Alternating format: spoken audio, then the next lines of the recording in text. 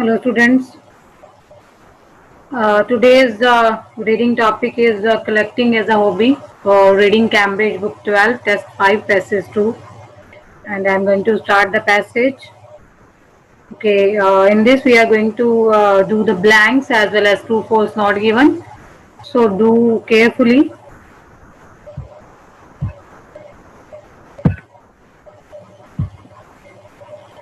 Here it is. We have one word only blanks. The writer mentions collecting dash as an example of collecting in order to make money. And the second question is collectors may get a feeling of dash from buying and selling items. So the first tip is that please try to understand the question. The writer mentions collecting dash. As the title said, it's about the collection. सारा passage ही collection पे है, collecting पे है कि वो stamps को collect करते थे या चीजों को collect करते थे, पुरानी चीजों को. So the first question is about the writer mentions collecting as an example of collecting in order to make money. So try to figure out the answer for first and second. I will give you tip as well. Try it please.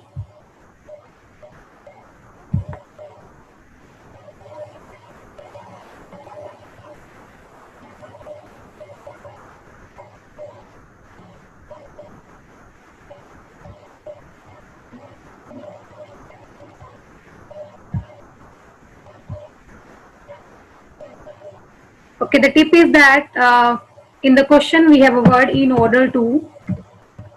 We have in order to, and they have rephrased it by a word because. So this is a tip for you.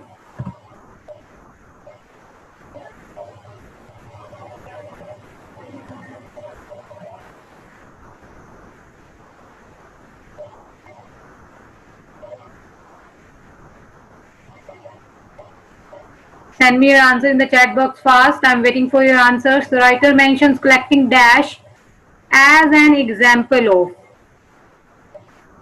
So as you can see, इन्होंने simply ये बोला है कि एक writer ने collection को mention किया है कि वो क्या चीज कलेक्ट करते थे as an example of collecting in order to make money. मतलब कुछ ऐसी चीजों को वो कलेक्ट करते थे जिनसे बाद में वो क्या करते थे, पैसे कमाते थे, make money. तो ऐसी कौन सी चीज थी? You have to answer that only. I have given a tip here in order to. They have rephrased with because. So कभी भी in order to लिखते हैं तो वो rephrase करते हैं by a word because.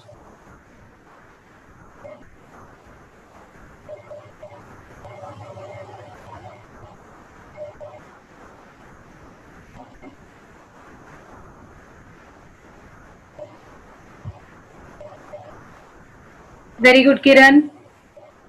Okay, I have got the answer from Kiran. Okay, rest of the students, please, I am going to provide you the solution for these two questions. The first question's answer is antique. As you can see here, I am going to elaborate as well. Here it is. I'm going to color it. It's antiques. Okay. So the elaboration for this is, as you can see here, उन्होंने clearly ये बोला था कि कैसी कौन सी चीज थी जिसको हम collect कर रहे थे.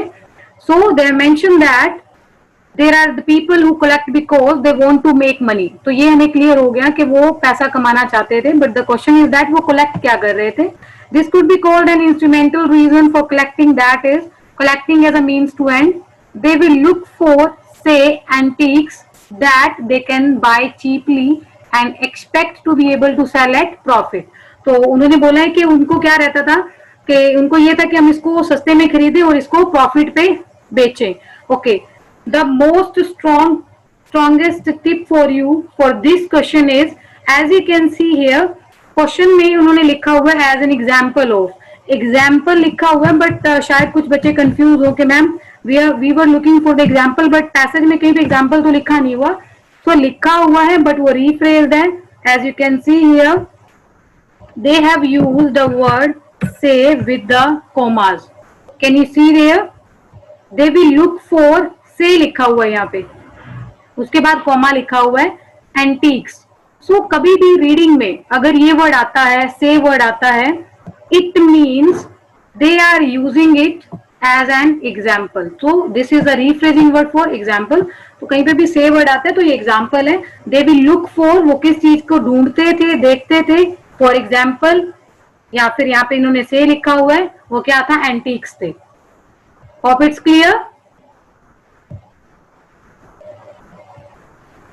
Very good Navjot, Vikas, good. Okay, the second question is collectors may get a feeling of dash. तो जिन्होंने आंसर करेक्ट किए हैं, very good. So the my motive is that कि मैं आपको ज्यादा से ज्यादा रिफ्रेजिंग से फैमिलियर करवाऊं, सो दैट कि नेक्स्ट रीडिंग में आपको प्रॉब्लम ना रहे. So the collector may get a feeling of dash. अब क्लियरली यहाँ पे ना फीलिंग ऑफ लिखा हुआ है. आप जितना भी पैसे जितना गो थ्रू हो जाओ, कहीं भी फीलिंग ऑफ नहीं मिलेगा आपको लिखा हुआ. So it means we have to again search for the rephrasing. यहाँ पे उन्होंने क्लियरली फीलिंग को लिखा हुआ है sense of. Can you see, यहाँ पे इन्होंने सेंस ऑफ लिखा हुआ है. Sense of means feeling. तो कभी भी रीडिंग में ये नोट डाउन करते रहना प्लीज. तो कभी भी रीडिंग में ये वाले वर्ड आते हैं तो ये नहीं से most of the time they rephrase by the same words. तो make the notes of these words. So उन्होंने बोला कि कलेक्टर्स जो होते हैं उनको एक कैसी फीलिंग आती है from buying and selling the item. जब वो बेचते हैं और खरीदते हैं तो उनको कैसी फीलिंग आती है. तो हमें यहाँ पे मेरा फर्स्ट क्वेश्चन मिला था एंटीक्स लिखा हुआ, तो उसी से हम नीचे चेक करते हैं कि क्या लिखा हुआ है. बट देर में भी well be a psychological element. As you can see, psychological हमें पता है कि हमारे दिमाग से जुड़ी हुई बातों को रिप्रेजेंट करता है. To buying cheap and selling dear can give the collectors a sense of triumph. As you can see here लिखा हुआ है. तो ट्रिम्फ होता है विक्ट्री. उनको एक जीत फील होती है कि उन्होंने कुछ जीत लिया है. तो ट्रिम्फ इज अ विक्ट्री. तो the rephrasing words note down कर लो for these two questions in order to, because example को वो अगर कॉमा यूज करते हैं और उसके बाद पर्टिकुलर किस चीज का नेम देते हैं, it means they are giving an example. Sense of feeling. Hope it's clear. Is it clear?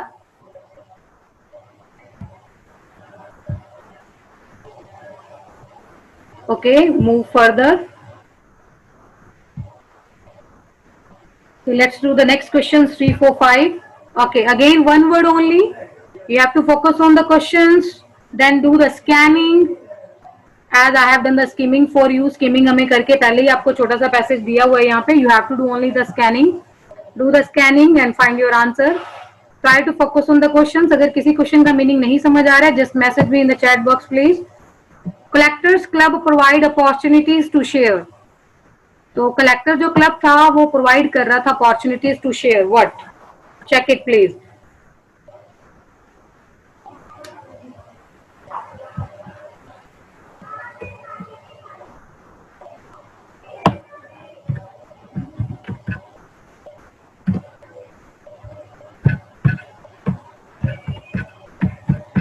I have given you a tip. Share. Good, Vikas.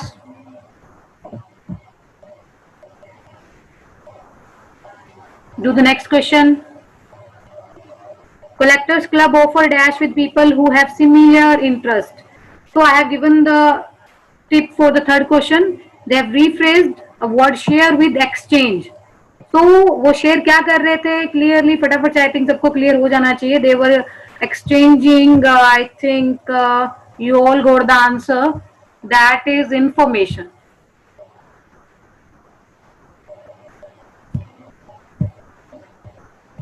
Okay, the third answer is information.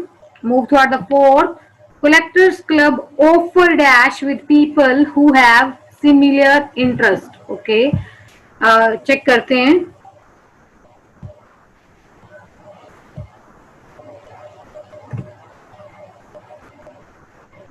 Find out the answer please. I am giving you the hint as well. और ये note down please करते रहना, और कभी भी free time मिले इन रिफ्रेजिंग word को please time दो और इनको पढ़ते रहो, so that you can make your reading easy for scoring.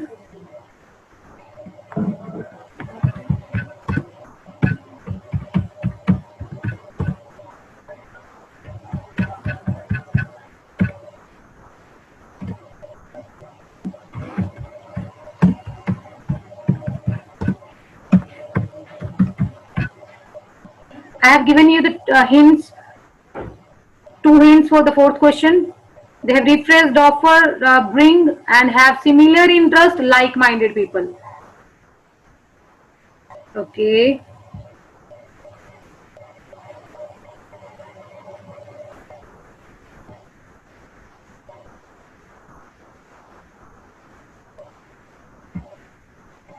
Very good all. Real Me, 3, Vikas, Navjot, good.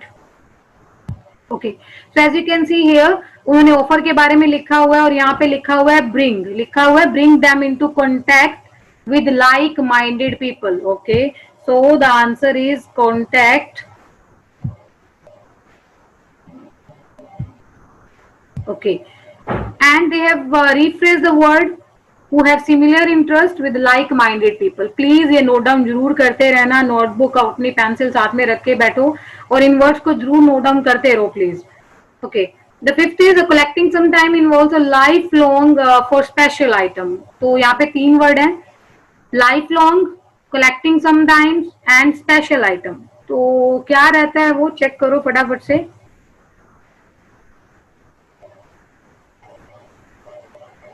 Life long का रिफ्रेजिंग यहाँ पे लिखा हुआ है.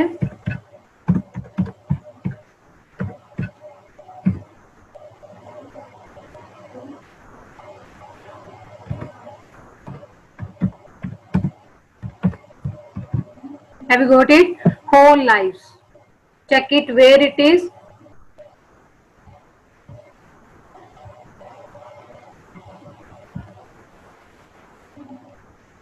Very good. Very good. Navjot, Kiran. Very good. Okay, the answer for this is we have two answers for the same question. You can either write desire or you can write hunt as well. तो आप Dzire भी answer लिख सकते हो और Hunt भी answer लिख सकते हो for the same question. As the information is saying that another motive for collecting is the desire to find something special. तो उनमें क्या रहती है, एक डिजायर रहती है. सो जिन स्टूडेंट को लग रहा है कि मैम लाइफ लॉन्ग कहीं पे नहीं लिखा हुआ, मूव अहेड, आगे जाइए. यहाँ पे लिखा हुआ है particular example of the collected item such as rare early recording by a particular singer. Some may spend their whole lives in a hunt for this. So we have a word lifelong, whole lives. पूरी जिंदगी अपनी किसमें बिता देते हैं, in the hunt for this. As you can see, they have used a pronoun here. तो this का मतलब वो किस चीज के बारे में बोल रहे हैं, तो collecting something, जो स्पेशल पीछे बात हुई है उसके लिए यहाँ पे इन्होंने this लिखा हुआ है. तो अगर किसी को कंफ्यूजन है कि मैम अब यहाँ पे स्पेशल नहीं लिखा हुआ, तो this is a pronoun for something special. Hope it's clear to all. Any question, any doubt?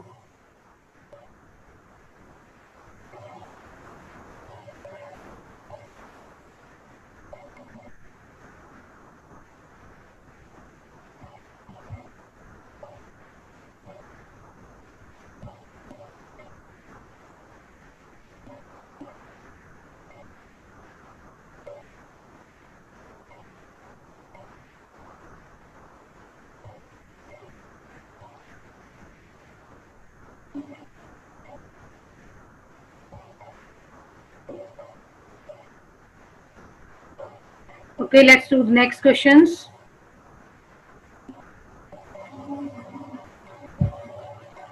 Six, seven, last two blanks, one word only. Then we will do the true, false, and not given.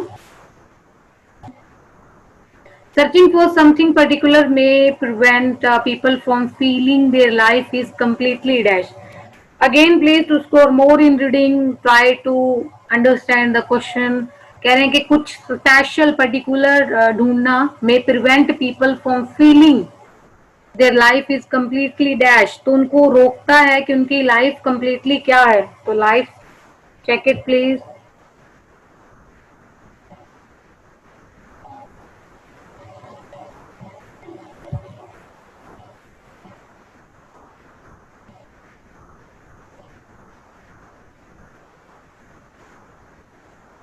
It's easy, बिल्कुल clearly लिखा भी हुआ है.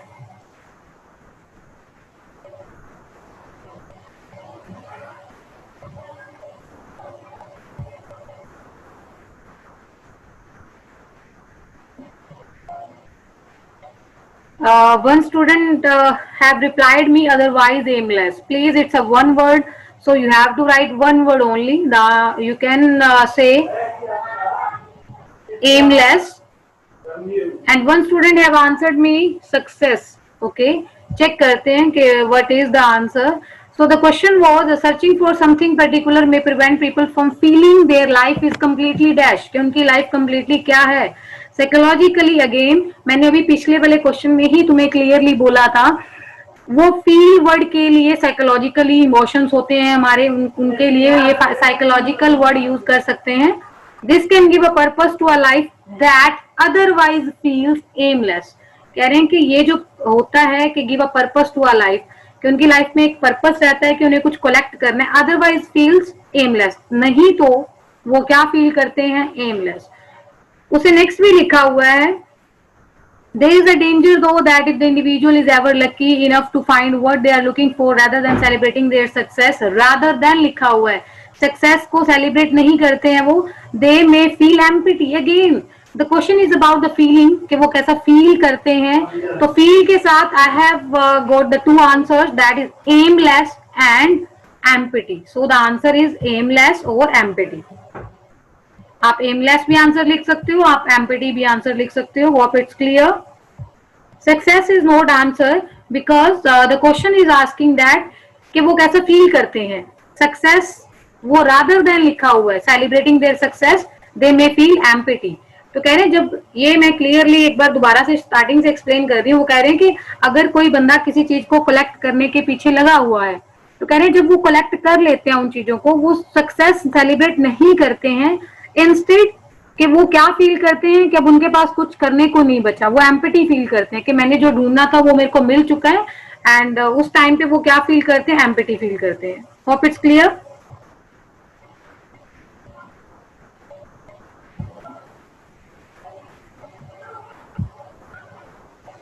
Is it clear? Okay.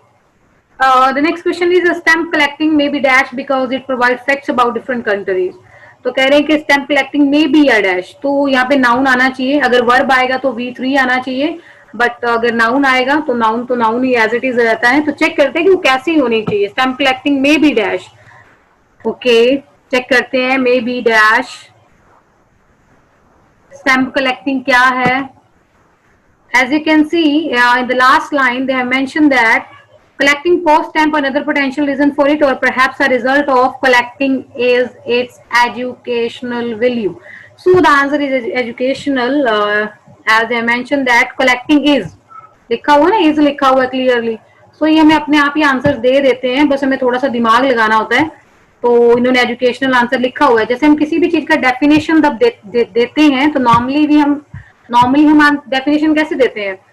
तो suppose अगर हम किसी का नेम पूछते हैं, व्हाट्स योर नेम, तो क्या आता है, माय नेम इज के साथ रिप्रेजेंट करते हैं. तो इन्होंने भी पूछा हुआ है कि स्टैम्प कलेक्टिंग है क्या, या मे बी हो सकती है, क्या हो सकती है. सो ऐसे जो आंसर्स रहते हैं in the passages, they use a helping word is. So collecting is it's educational value. Is it clear? Any doubt?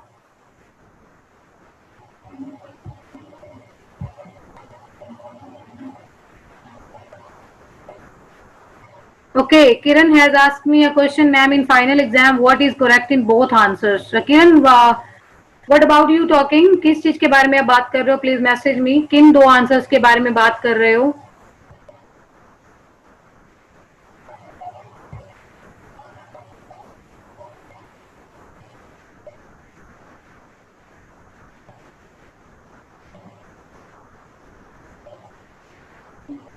Kiran, I'm waiting for your message, please. Final exam, what is correct in both answers? What are you asking? Aimless or empty? Kiran, you can either write aimless or empty. दोनों ही correct हैं. आप aimless भी लिख सकते हो और empty भी लिख सकते हो. Same as it is. आप फिफ्थ क्वेश्चन में हंट भी लिख सकते हो, डिजायर भी लिख सकते हो. दोनों आंसर्स करेक्ट हैं. आप एमलेस लिखो वो भी करेक्ट है, आप एम्पिटी लिखो वो भी करेक्ट है. सिर्फ हमें दोनों नहीं लिखने हैं. वन वर्ड है तो दोनों में से कोई भी एक लिख दो, दोनों करेक्ट है. Okay, move to the next question.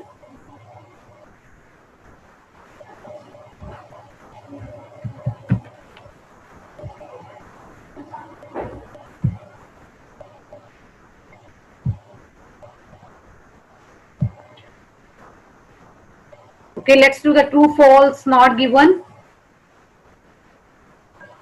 Ninth question is, the number of people buying dolls has grown over the centuries. Again, the most important thing, focus on the question please and translate in your own language जो जिसमें भी आप comfortable हो. The number of people buying dolls has grown over the centuries. They are asking about the number of people buying dolls. कह रहे कि जो लोग डॉल्स को खरीद रहे थे वो नंबर बड़े थे, has grown over the centuries. तो अगर तो वो नंबर बड़े थे ट्रू लिखो, नहीं बड़े थे फॉल्स लिखो, नंबर नहीं पता नॉट गिवन लिखो.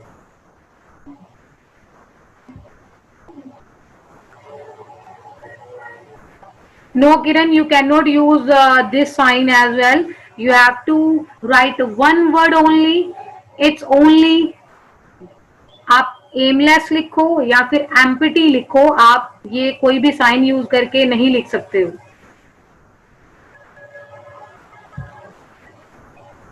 Okay, let's do the ninth question please fast. The number of people buying dolls. Okay, I am giving you the hint as well. मैं यहाँ पे लिख के आपको हिंट भी दे रही हूँ, साथ साथ चेक करते रहना.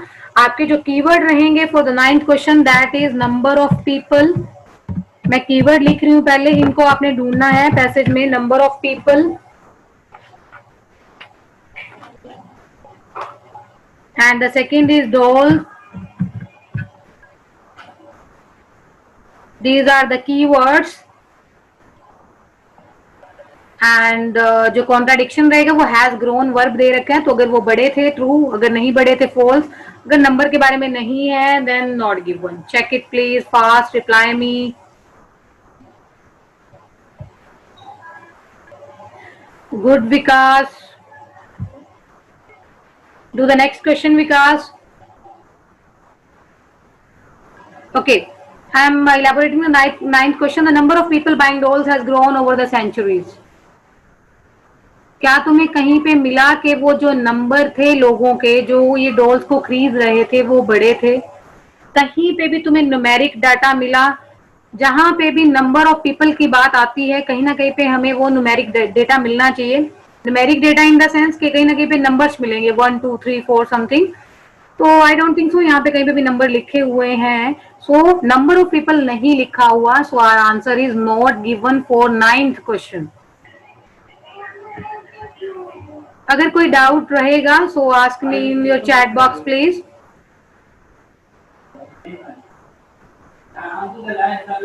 किरण, ओके किरण, आपको क्लियर नहीं हुआ ये ninth question I think. Kiran, जो फर्स्ट लाइन लिखी हुई है पैसेज में, similarly people who collect dolls may go beyond simply enlarging their collection. मैं इसको थोड़ा सा इलेबोरेट कर दूं. यहाँ पे लिखा हुआ है कि जो लोग डॉल्स को कलेक्ट करते हैं उन्होंने अपनी कलेक्शंस को बड़ा किया है. मतलब वो पहले एक चीज खरीद रहे थे तो अब 2 3 4 5, मतलब वो अपनी कलेक्शन जो है वो ज्यादा कर रहे हैं. बट मेरा क्वेश्चन तो इस चीज के बारे में नहीं था कि अपनी कलेक्शन को ज्यादा कर रहे हैं नहीं कर रहे हैं. मेरा क्वेश्चन ये था कि the number of people buying doll, कि जो लोग डॉल्स को खरीद रहे थे क्या वो नंबर बड़े हैं? जैसे कि सपोज पहले 4 पर्सन थे जो डॉल्स को खरीद रहे थे, क्या अब वो 5 हो गए हैं, क्या वो 6 हो गए हैं, क्या वो 7 हुए, क्या वो 8 हुए? सो कहीं भी न्यूमेरिक वैल्यू नहीं दे रखी है, मेरे को नहीं पता कि वो कितने थे और कितने हुए हैं. So the answer is not given for the ninth question.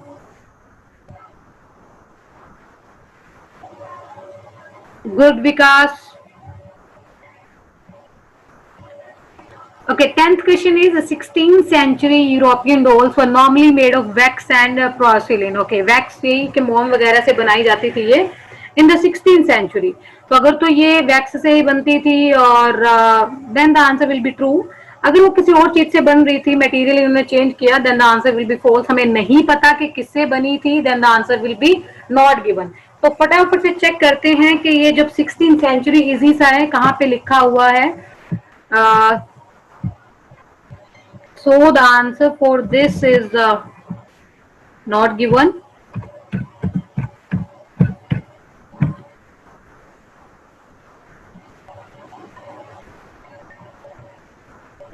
Okay, 10th is 16th century European dolls were normally made of wax. तो अगर हम पैसेज में जाके देखें तो यहाँ पे 16th century लिखा हुआ है and they have mentioned that these have changed over the centuries from the wood that was standard in 16th century. तो it means यहाँ पे लिखा है the wood that was standard in 16th century. तो 16th century में जिस material से वो बनती थी, दैट वाज वुड, वो उनका स्टैंडर्ड था। Okay, through the wax and porcelain of later century, तो जो ये वैक्स और ये सेकंड मटेरियल है, इससे तो बाद में लेटर सेंचुरीज में बना है। तो what should be your answer, क्या होना चाहिए?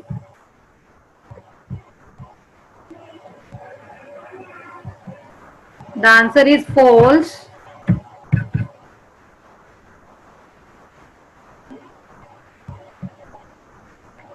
Very good, Realme, Navjot Kaur, Kiran, very good. You all are doing very well.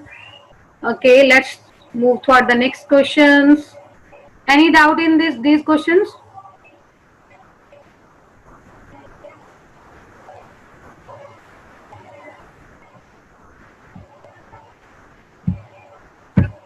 Okay, do these two questions.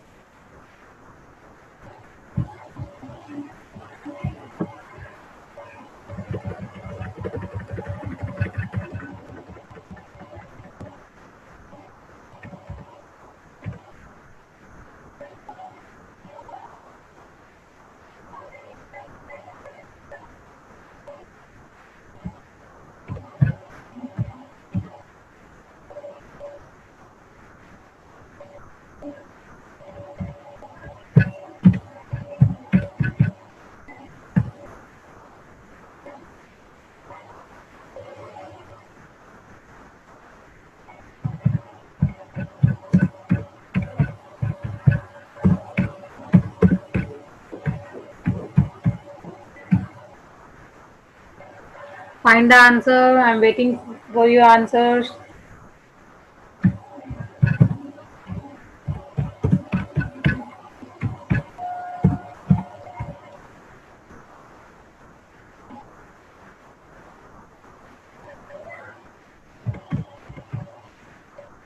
I have given two tip. Unusual को उन्होंने rephrase किया है unexpected, wants others to think is passing their belief. अपना यकीन किसी को पास करना means दूसरों को मजबूर करना अपने जैसा सोचने के लिए।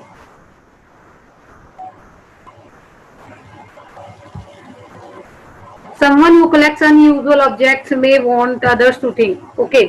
और मैं ये प्लीज अपने माइंड से हटा दो कि तुम्हें अगर कीवर्ड नहीं मिलेंगे तो आंसर वो नॉट गिवन रहेगा। Again I am revising you the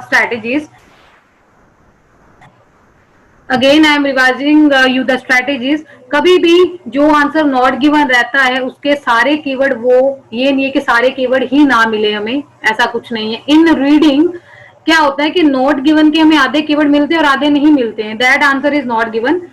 true में वो क्या करते हैं, दे हाइड द इन्फॉर्मेशन, वो कीवर्ड को भी रिफ्रेश कर देते हैं, मतलब वो इन्फॉर्मेशन को हाइड करते हैं। सो अगर कभी आपको तुक्का लगाना पड़े कि मेरे को ये क्वेश्चन को क्या लिखना है, तो अगर किसी एक क्वेश्चन को कोई भी सिंगल कीवर्ड भी नहीं मिल रहा है, आपको मैच नहीं हो रहा है, वो आंसर आप नॉट गिवन की बजाय ट्रू लिखो, 90% वो आंसर ठीक जाएगा। बिकॉज रीडिंग का जो फंडा रहता है वो सिंपली ये रहता है कि दे रीफ्रेज द थिंग्स, कि आप कितना समझ पाते हो उन चीजों को, आपको कितनी नॉलेज है रीफ्रेजिंग के बारे में। सो ट्रू स्टेटमेंट को वो छुपाते हैं, नॉट गिवन स्टेटमेंट को वो आधा दिखाते हैं। सो अगर आधी इंफॉर्मेशन दे रही है तुम उसको फटाफट से ट्रू लिखते हो। So please work on these strategies. 12 question में लिखा है someone who collects unusual objects may want others to think he or she is unusual, he also unusual। तो कह रहे हैं जो बंदे अलग चीजों को कलेक्ट करते हैं वो दूसरों को ये फील करवाना चाहते हैं कि वो भी क्या है, अलग है। तो क्या ऐसा कहीं पे लिखा हुआ है? लिखा हुआ है someone who decides to collect something as unexpected as dog collars for instance may be conveying their belief, sorry मैंने पासिंग देयर बिलीफ लिखा है, it's conveying their belief that they must be interesting themselves. तो ये वो अपना ये believe convey करना चाहते हैं कि वो भी कितने इंटरेस्टिंग है। So the answer for this is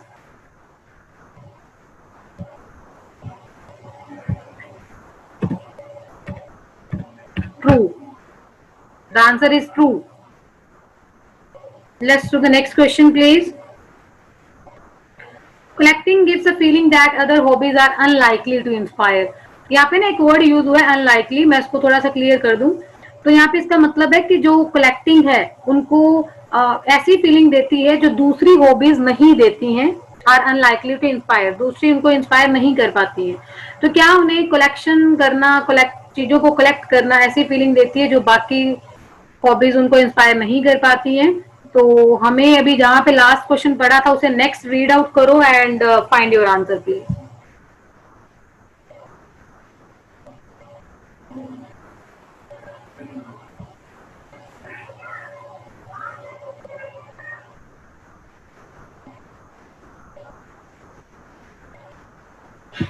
Collecting gives a feeling that other hobbies are unlikely to inspire.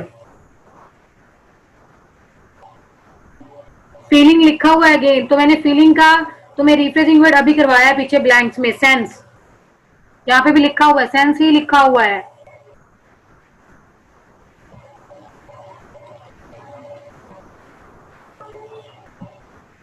Good विकास।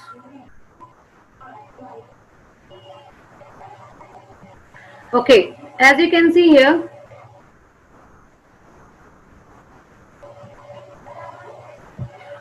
यहाँ पे लिखा है all hobbies give pleasure but the common factor in collecting is usually passion. Pleasure is putting it far too mildly, more than most other hobbies. Collecting can be totally engrossing and can give a strong sense of personal fulfillment. तो again ये यहाँ पे भी ये लिखा हुआ है कि दूसरी हॉबीज की बजाय more than most other hobbies, collecting can be totally engrossing. Engrossing होता है कि पूरी तरह से अटेंशन देना, and can give a strong sense of personal fulfilment, और उनको पर्सनल फुलफिलमेंट फील होती है, strong sense of personal fulfilment. So the answer for this is true. Is it clear?